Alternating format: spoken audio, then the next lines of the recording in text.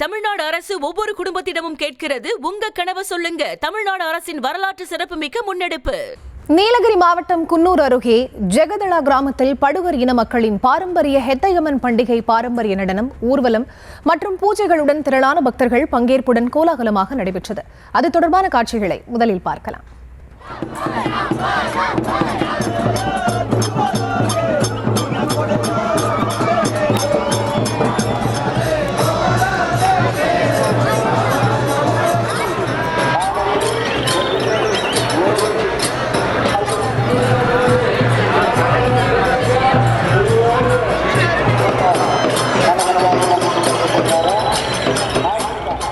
இது தொடர்பான விவரங்களுக்கு இணைகிறார் செய்தியாளர் திருநாவுக்கரசு. அவரிடம் பேசலாம்.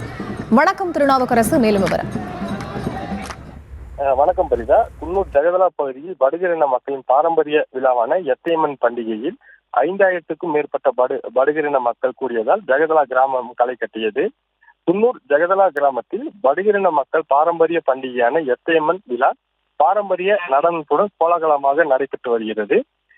நீலகிரியில் உள்ள படுகர் இன மக்களின் முக்கிய பண்டிகையான எத்தையம்மன் பண்டிகை கடந்த சில நாட்களுக்கு முன் தொடங்கியது.